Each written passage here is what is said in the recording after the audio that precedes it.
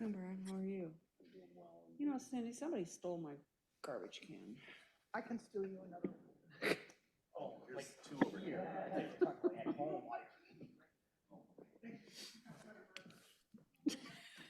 I do Maybe serve we on should- the Metro Waste Authority, so this is my job. Yep. But please separate the recyclables. Thank you, Brian.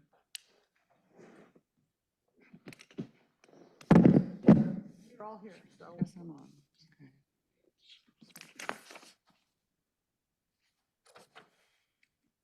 Okay, it is 7 o'clock, so we're going to go ahead and get started. We'll call the Johnston Special Council meeting number 24-02 to order.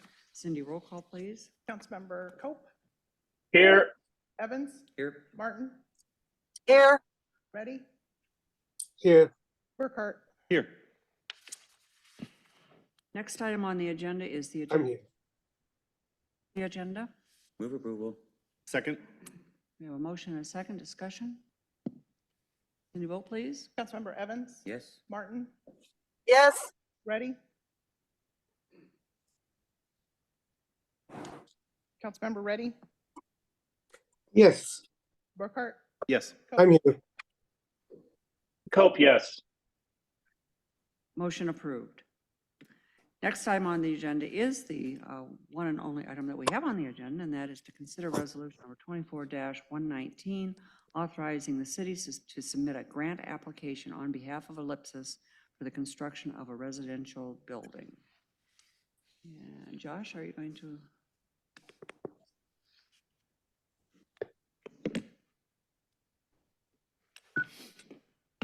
Good morning, Council, both in person and online. Thank you for coming in so early for the special council meeting. This morning we have with us Chris Copeland, who is the CEO of Ellipsis, a nonprofit organization here that has a presence here in Johnston. The Federal Appropriations Committee made some changes administratively to the community project funding program, again at the federal level.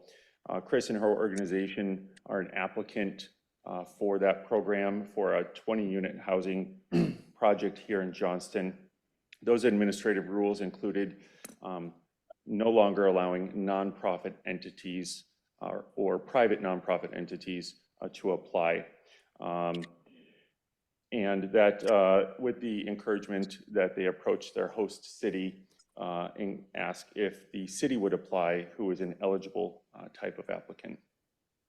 Chris is here with us this morning, and she will go more into, I've asked her to give a presentation about her organization, what they do, the impact that they have, and then also go into the details of their formal request to the council this morning to submit, resubmit their application, if you may, through the city. I will note that the City of Johnston is also an applicant for this program, the Community Project Funding Program, though staff did verify that our application for the 141 Towner Interchange project is under a separate sub-pool. So it's under the same umbrella of community project funding, but ours would not compete with Ellipsis's organization in their application. So Chris, I would like to invite you up and give a presentation first about your organization. Great. Thank you.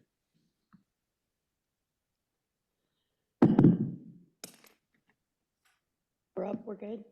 Yeah, it's not really in your presentation mode, but there you go.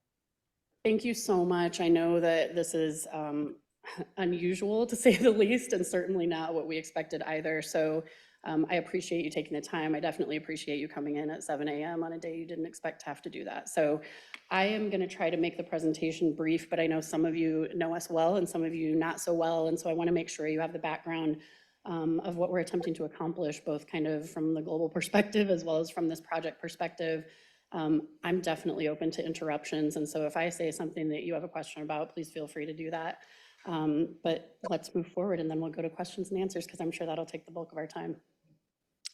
Who are we? First of all, lots of you are going to recognize us as Youth Homes of Mid-America, and in August of 2021, we actually merged Youth Homes of Mid-America with Youth Emergency Services and Shelter Some of you will recognize youth homes as the YMCA Boys Home from way back in the day, but we've been up here north on Merle Hay Road where Merle Hay and Beaver come together. It's now 35 acres, used to be around 50 acres since 1943. This is a ton of words, and I don't expect you to read them all, but I want to make sure you know kind of how things fit together. Ultimately, we are serving kids and families who come from a variety of situations. Our goal is to help them build healthy relationships so they can write their own story. The whole idea behind Ellipsis as a name and a brand was this idea of the ... as you write and as you talk, that it's a pause in our story and an opportunity to move forward with something different. So if that helps you kind of relate to the name, hopefully that is good. We offer now as a merged entity a continuum of care that you can see ranges everything from kids in their own homes receiving services like mental health therapy and skill development kinds of services, all the way through kind of an entire range of residential services. So we offer shelter services, emergency shelter, we're offering foster group care, which is what most of you might be familiar with in terms of the campus in Johnston, supervised apartment living, and then aftercare as well for those kids.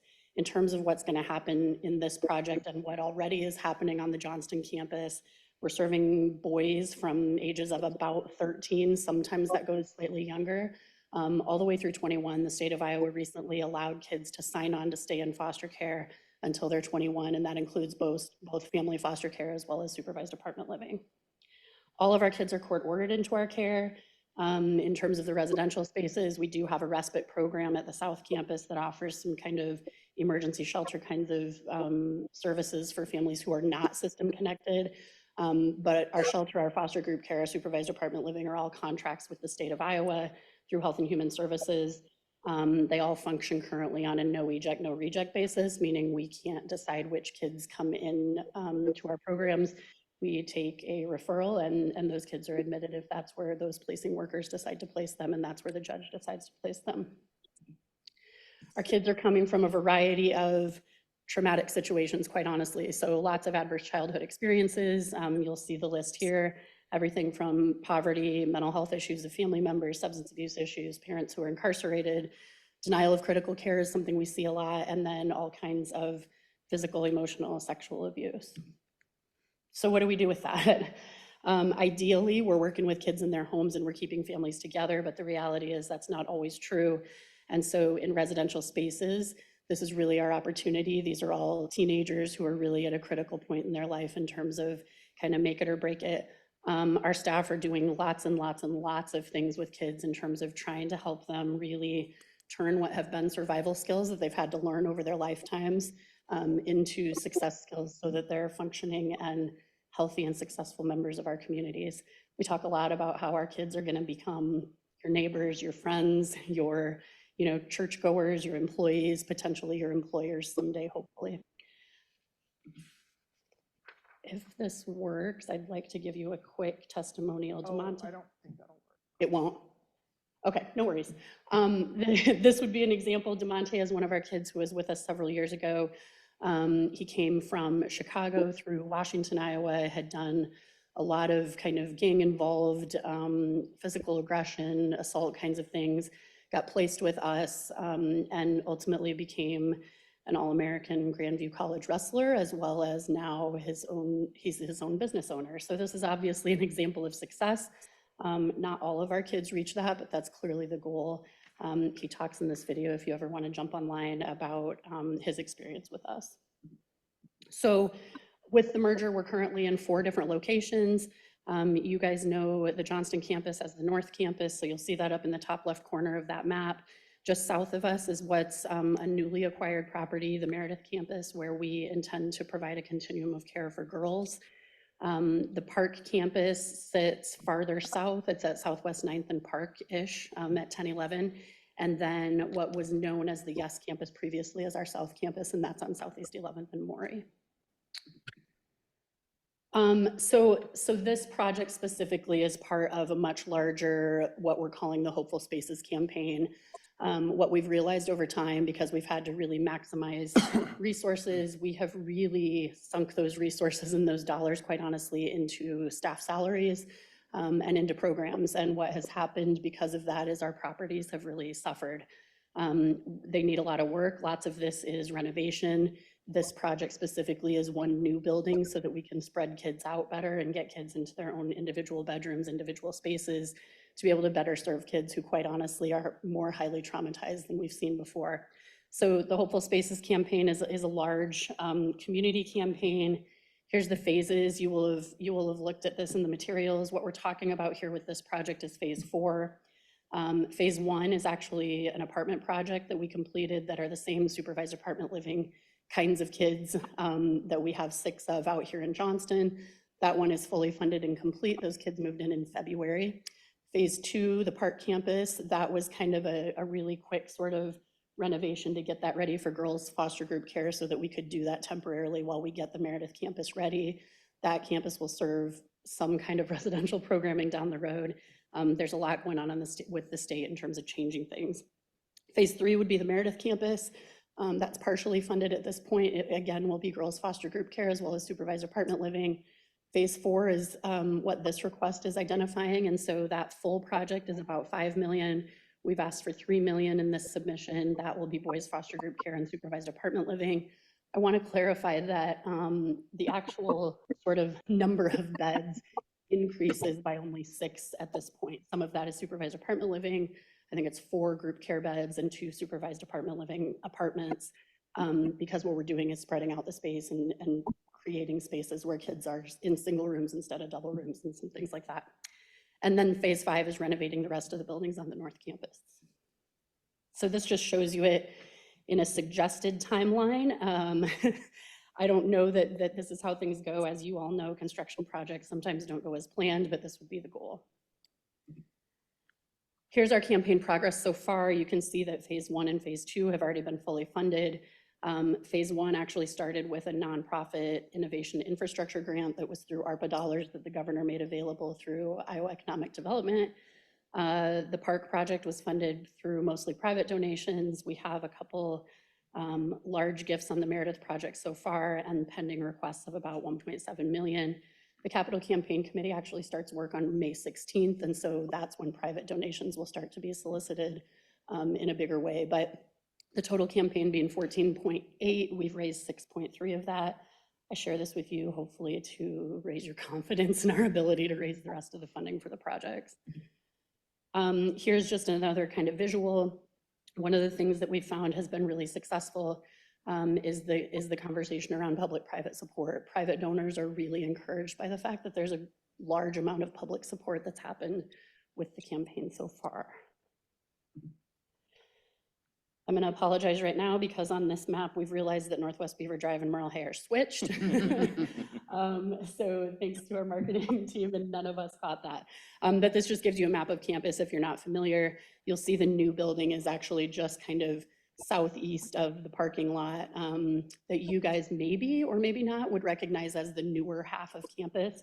When I say newer, I mean like 20 years old, but or more. So that's where the new building would be placed. Here's just kind of some renderings and drawings of what those spaces will look like. The unit on the left is really kind of half of what that building would be in terms of the foster group care space, but those 2 units would definitely function separately. That's just a bedroom, kind of a visual of what the bedroom might look like. And then this is what the apartments might look like on the top floor. Chris, can I interrupt for a Really just second here? rundown of how this came to be. I realize it's a lot Sorry. of words. If you're presenting something, we don't see anything up here. I have to look at the PowerPoint that's in the agenda packet. Suresh?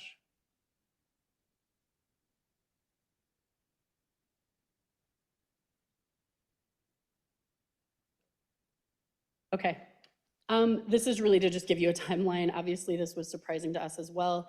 We met with Tony Chavez out of Representative Nunn's office last summer to kind of talk with him and make sure Representative Nunn was familiar with what we do and that we were building a relationship with them. April 5th, obviously submitted our application probably around the same time that you all did. I've listed here the letters of support that we were able to gather. And then Friday received the email from Carolyn Sayers saying that nonprofits were not going to be eligible. and suggested that we reach out to Tony to kind of find out were there other grant options, which we have done. I have not heard back from Tony, but I know they've been in communication with each other. Then on Monday, received an email from Caroline saying, hey, we went back to this, and we think that if the city can submit for you, that we're very interested in the project. I sort of did a double take, to be honest, and so figuring that out was an interesting scenario. Obviously, what we're requesting of you today is that you submit our application. They're asking that it be submitted today by 2 o'clock. And I just want to be clear about our commitments, that we want to make this as easy as possible should you decide to move forward with it. It's obviously a super important project to us so that we can try to serve kids more successfully than we do today. We will take on as much of the administrative burden as possible. My goal would be that it's more turnkey for you, that we put everything together that needs to be put together, and it's simply a submission.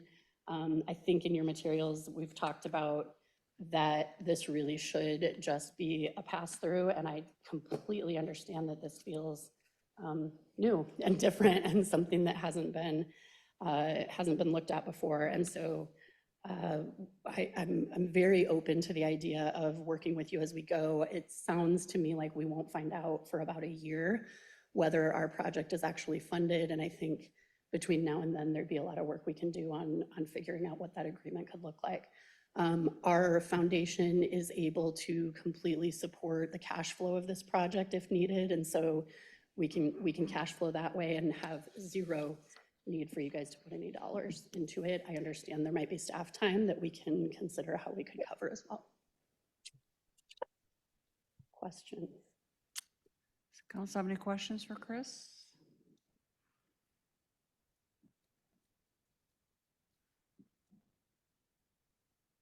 Mayor, I don't have any questions, but when you get ready for statements, I definitely have a couple. Does anyone online have questions for Chris? Mayor, I do. I'm Okay. sorry I'm not available at this precise second to look at the plans for the residential building. The area that it's going to be going in, the southwest or southeast portion of the campus, that would be pretty much the southeast corner of the entire campus, correct? And it's adjacent to the new bike trail on Northwest Beaver. Correct. Okay, and at the appropriate time, you would be presenting plans for the structure. Will the city be looking at it in terms of sidewalks, landscape, building facade? Does that come under the city's purview? It would, Councilmember Martin, it would have to go through our regular site planning process like any other building project would. Okay, that was my question. Go ahead, I'm sorry. I would note, just looking at the site, I mean, it is a pretty cleared area today. There may be a few smaller trees impacted, but most of the area is just a grassed area today.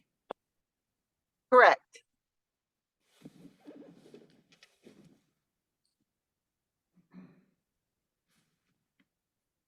Councilwoman Martin, do you have other questions? Not at this time. I would have a statement to make later. Thank you. Councilman Cope, are ready? Any questions? I'm good. Thank you. No questions here. Okay. Sounds like we have comments to make. I do, if you'll defer to me. Thanks, Mayor. First and foremost, thanks to city staff for working so diligently to even entertain the option of us considering this in light of well-deserved vacations, but also just the rapidness that this held transitioned. I'm just in awe of what city staff has been able to do. So thank you for that. I also want to extend my thanks to Chris because she took my call last night and really faced a lot of questions from me, some of which targeted specifically about this endeavor, some of which more about the organization as a whole. And I'm grateful for her not only answering those questions, but then also being here today to be able to present. A couple of things, obviously, moving forward. I am in support of this, and I hope that they get the funding. I also am support of our other application, and I really hope it gets the funding because 141 is a economic driver for us and some opportunities geographically that we need to pursue as well. And so one of the questions I did make sure to ask staff as well as Chris was making sure that we weren't kind of backing ourselves into a corner where we were going to have a choice made for us as to what our priorities were. And I feel confident as best we can in trusting folks that not only can we apply twice, that it isn't going to impact one versus the other. So I hope that folks listening at some later point understand that.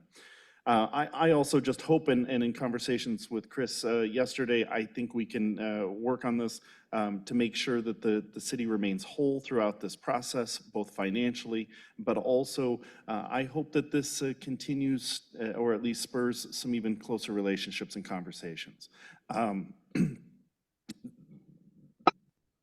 The residents of Ellipsis at that North Campus provide sometimes some challenges both in safety and security, not only to their residents, but also to our residents as a whole within the community.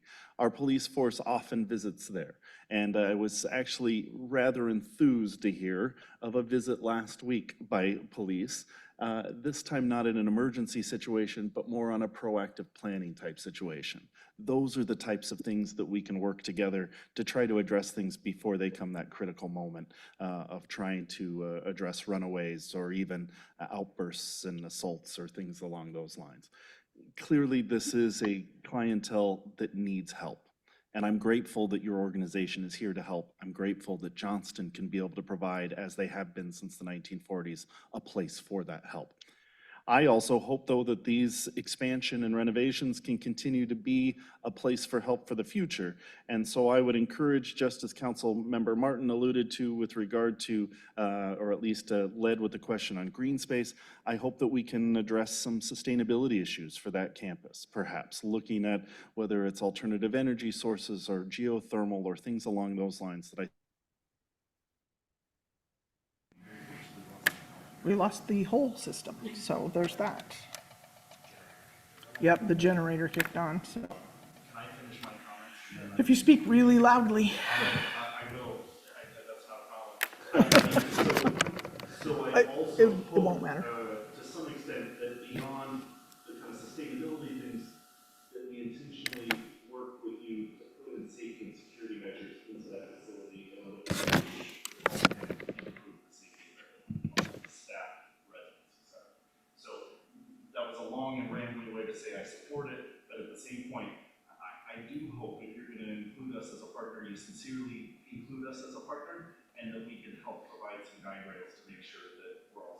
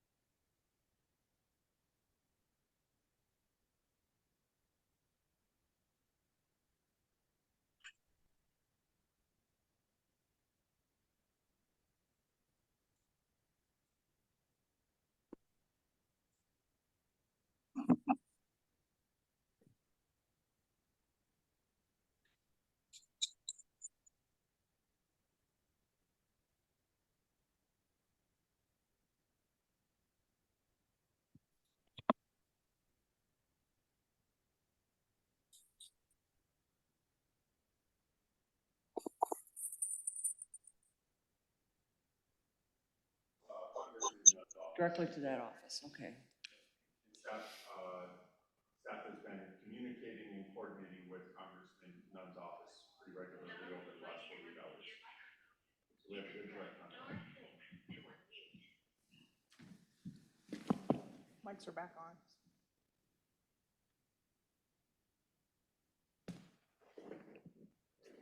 Can you hear us now on Zoom?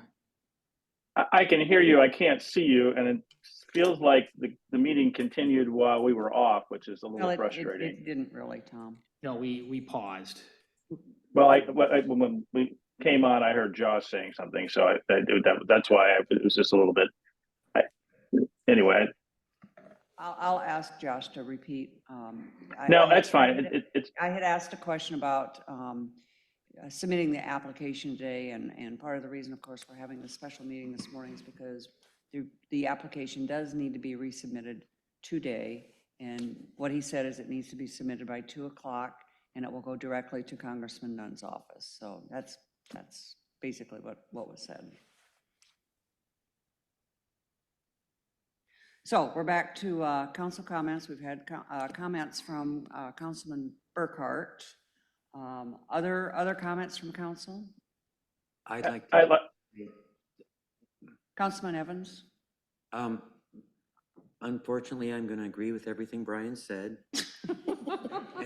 Again? But I just want to add, and I don't know if Brian can relate to this, but growing up in Johnston, I attended school with some of these kids. And I can go back to 5th grade, 4th grade, 3rd grade. And some of them were my friends. And it's just, some of the situations they come from is very, very sad. One guy I remember very well was an albino, and that was his problem. And he had vision problems, and he'd go to school, and it was just, having a place for him was very, very important. And it is, I fully support this. My only fear or concern that I expressed was that we don't have a lot of staff time involved. And if we do, work it out somehow. But I'm all in. Thank you. Councilman Cope? Yeah, I'd just like to add that, first of all, very supportive of the project as well, and appreciate the work that Ellipsis does, not only in the community of Johnston, but throughout the Des Moines metro area. It provides such an important service. I'm very supportive of the project, and I think the only question I would have, I just kind of want to make it clear from my perspective.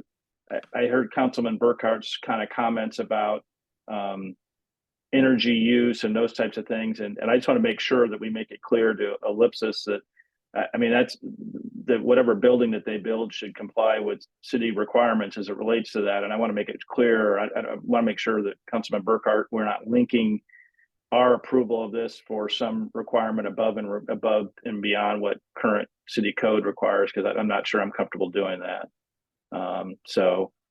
To me, the whatever building or energy systems that they use should be consistent with city code, and there should not be any sort of implied quid pro quo, because I'm not comfortable with that. So not knowing what conversations you had with Chris or kind of to what extent, I just want to make it clear that I think that it's important that those two issues not be linked together. And again, it's a little hard being kind of remotely to understand kind of the context of those comments. So, Other council comments? I'd like to add a few things. This is Rich, by the way, Chris. So I live right across Ellipsis, right across this office. So I watch them every day, almost every day. They have things happening, and I really appreciate what Chris does. And I've met her several times, and I really appreciate what they're doing. So I'm fully supportive of this, and I wish them the very best. Thank you, Chris, for what you guys are doing up there, you and your team and your staff. Thank you. Thank you, Mayor. I'll be brief. I just wanted to say also, I live very close to Ellipsis. In fact, I'm going to compete with Councilman Reddy on who's closest to especially this new building. because I feel like as the bird flies, I could be pretty close and competitive in that kind of competition. I walk by there a lot. I know that Councilman Reddy and his wife also enjoy the bike trail there and walk by the site. I'm excited to support this uh, program, this development. When people talk about not in my backyard, I think Councilman Reddy and I can both say this is our backyard. And we're very much in support of it, regardless of some of the issues that have come up over the years. The good they do is tremendous. And I don't want to go on and on. I do want to thank the Biden administration for providing these funds.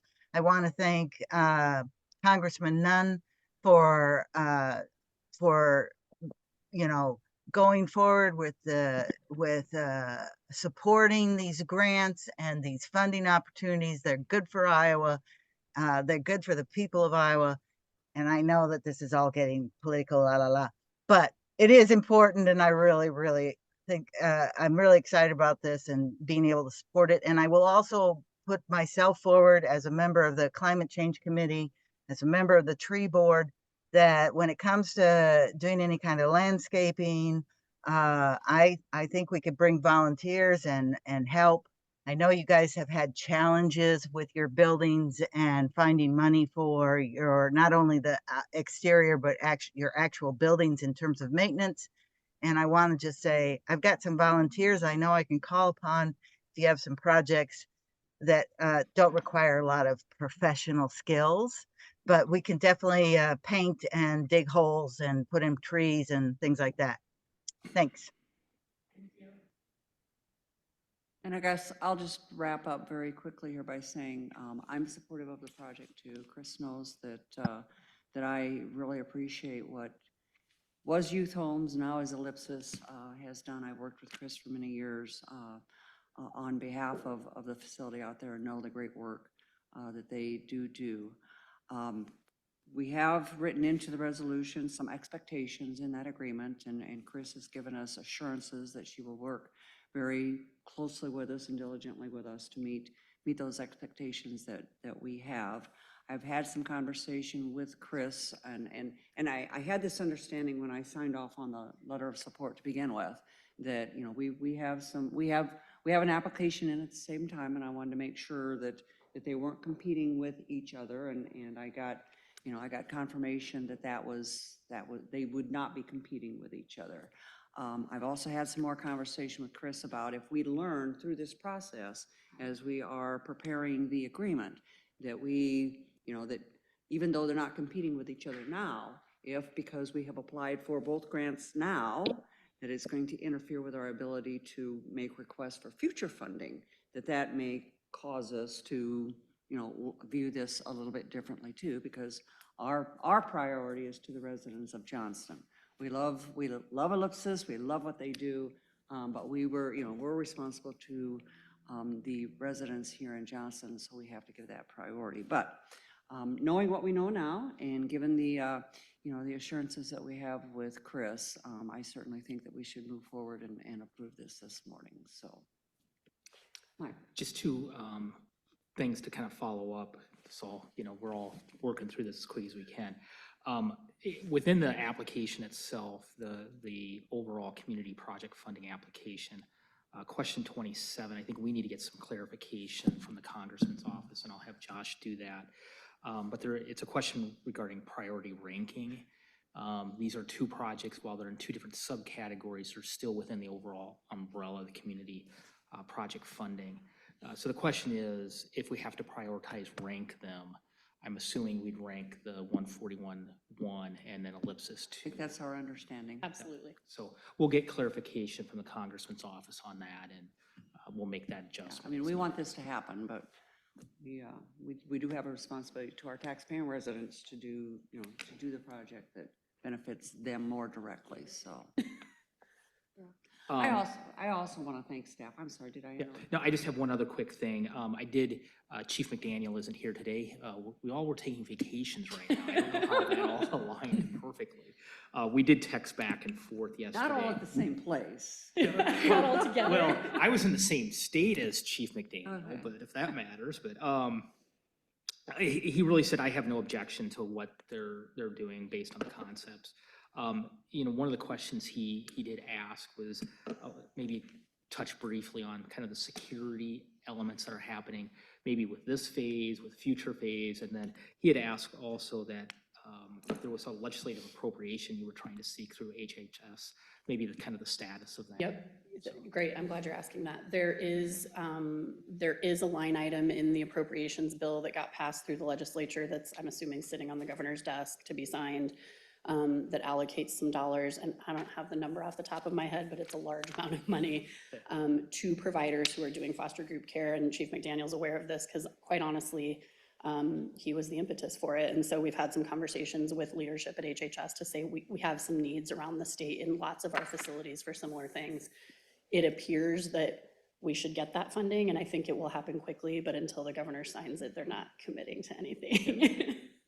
Yeah, so I think that will be good. I would also say those things are in the back of our mind as we're planning all of these spaces. What are the things that we can build in with regard to windows? So as an example, one of the reasons we can't lock windows is because we're not sprinklered. Being sprinklered is a super expensive endeavor, and so we're trying to figure out kind of workarounds on that. But so we're looking at adding things like delay open doors to give our staff some time to get to a young person who's trying to leave the facility, alarms on windows, cameras in common spaces, those kinds of things. And so if this funding comes through, which we think it will, we'll be able to add those things fairly immediately, and then they would be part of the new building as well. Thank you.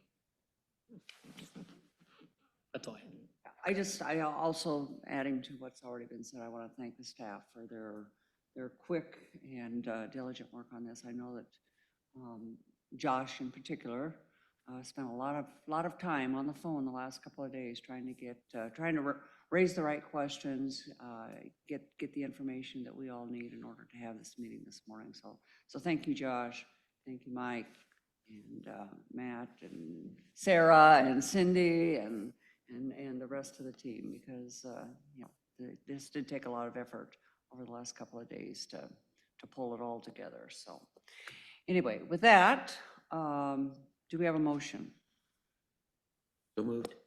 Second. We have a motion and a second. Any further discussion? Cindy, vote please. Councilmember Martin, Yes. Ready, Yes. Burkhart, Yes. Cope, Yes. Evans. Yes. Motion passed. That was the only item on our agenda this morning. Is there anything else for the good of the cause? Kites on the Green, and I'm going down to WHO Radio this morning to promote it. And it's going to be, again, it's going to be the most amazing Kites on the Green that we've ever had, because the volunteers and Janet and others who have been involved in pulling that all together, they've put together one heck of a Kites on the Green this year. So maybe we'll see some of the youth from Ellipsis Yes, there. you will. That would be fantastic. So, and it's going to be a beautiful day. And then on Sunday, we have the Iowa National Guard's Warrior Competition. And we'll be seeing them all throughout the community, I'm sure. And then they'll have the party at the yard that begins at about 10 o'clock and goes until 2, something like that. So it'll be fun to see little green fatigues running all over Johnston. Anyway, thanks everyone. Thank you. You bet. Thank you, Chris.